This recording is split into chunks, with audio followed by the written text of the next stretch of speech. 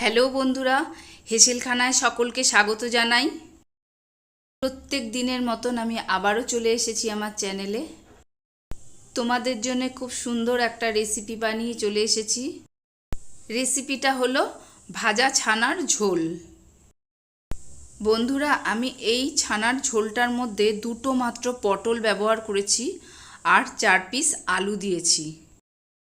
যারা নিরামিষ খাবার খেতে পছন্দ করো, আশা করি তাদের এই রেসিপিটা ভালো লাগবে।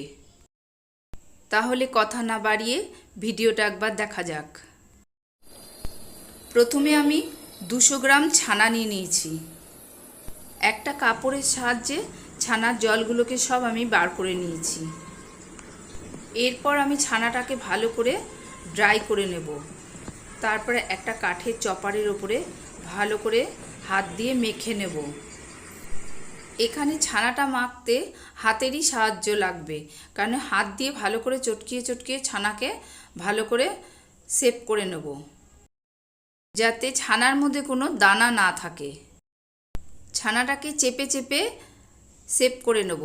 তারপরে একটা চাকু দিয়ে ছানাগুলোকে পিস পিস করে কেটে নেব। বন্ধুরা, একটা কথা প্রথমেই বলে রাখি, ছানাটা ভালো করে মাখতে হবে। না মাখলে ছানার মধ্যে যদি দানা থেকে যায় তাহলে তেলে ভাজার সময় ছানাগুলো ছেড়ে যাবে।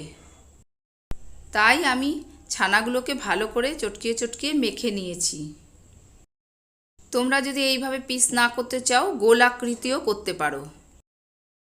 এইবার গ্যাসে আমি একটা কড়াই বসিয়ে দেবো। কড়াইতে 100 গ্রাম সানফ্লাওয়ার দিয়ে দেবো। তোমরা এখানে সর্ষের তেল দিয়েও করতে পারো, আমি এখানে সাদা তেল দিয়ে করেছি। এইবার ছানাগুলো তেলের মধ্যে ছেড়ে দেব। ছানাগুলো যেন তেলের মধ্যে ডুবে থাকে, তাহলে ভাজাটা নরম তুলতুলে স্পঞ্জের মতন হবে। অপরদিকে আমি টমেটো, কাঁচা লঙ্কা আর আদা নিয়ে নিয়েছি। এইগুলো সব একসঙ্গে আমি মিক্সিতে পেস্ট করে নেব। এখানে আমি 2 পিস টমেটো নিয়েছি আর 4টে পাকা কাঁচা লঙ্কা আর আদা নিয়ে নিয়েছি। আর পটল আর আলু ভালো করে কেটে সুন্দর করে ধুয়ে নিয়েছি। আমি ছানাগুলোকে একটা প্লেটের মধ্যে তুলে নিয়েছি, আর অপর দিকে কাঁচা ছানাও আমি কিছু রেখেছি প্লেটের মধ্যে। দেখো বন্ধুরা, ছানাটা এই পর্যায়ে এসেছে, ভাজা ছানাটা। এইবার আমি কড়াইয়ের মধ্যে দিয়ে দেবো 1/2 চামচ কালো জিরে। তারপর কেটে রাখা পটলগুলো ভাজতে দিয়ে দেবো। দিয়ে দেবো আলু। এবার একটু নেড়ে চেড়ে নেব। আলু আর পটল ভাজা ভাজা হয়ে আসলে দিয়ে দেবো টমেটো, আদা, কাঁচা লঙ্কা পেস্ট। ওই পেস্টগুলো দিয়ে একটু খুন্তি দিয়ে ভালো করে নেড়ে নেব। আর দিয়ে দেবো 2-3টে তেজপাতা। টমেটোর পেস্টটা দেওয়ার পরে একটু নেড়ে চেড়ে কষিয়ে নেব। কষানোর পর দিয়ে দেবো আমি 1 চামচ জিরের গুঁড়ো, 1 চামচ হলুদের গুঁড়ো আর 1 চামচ লঙ্কার গুঁড়ো।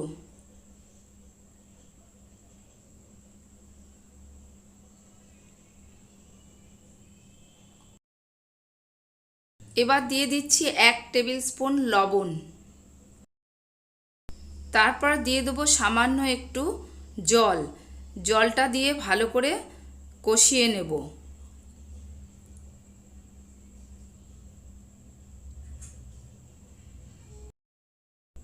দিয়ে দেবো স্বাদ মতন চিনি। 1/2 চামচ চিনি দিয়েছি আমি এখানে।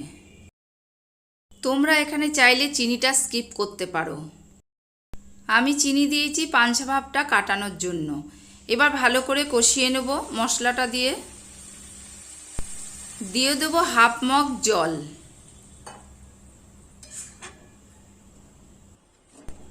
জলটা দিয়ে আবারও একটু ভালো করে নেড়ে নেব।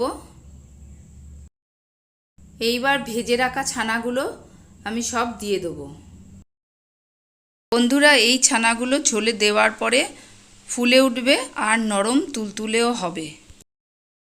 এবার ঢেকে দেবো একটা ঢাকা দিয়ে। ওইদিকে জানলায় যাই, চলো দেখি আমাদের জন্য কি অপেক্ষা করে আছে। দেখো কারা এসে দাঁড়িয়ে আছে আমাদের জন্য। ওরা খাবার চাইছে, ওদের প্রচণ্ড খিদে পেয়েছে। আমি যখনই রান্না করি তখনই ওরা এইভাবে আসে, এক দল বেঁধে আসে। আমি যখন রান্না করি ওরা তাকিয়ে তাকিয়ে দেখে। এবার একটা বিস্কুট ওদের হাতে দেওয়া হলো, আরেকজন আসছে খাবার নেবার জন্য। 10 মিনিট হয়ে গেছে। এবার চলো ফেরা যাক রান্নাঘরের দিকে। গিয়ে আমরা এবার কড়াই ঢাকাটা তুলে নেব। দিয়ে দেবো 1 চামচ গরম মশলা। সব শেষে দিয়ে দেবো 1 চামচ গাওয়া ঘি।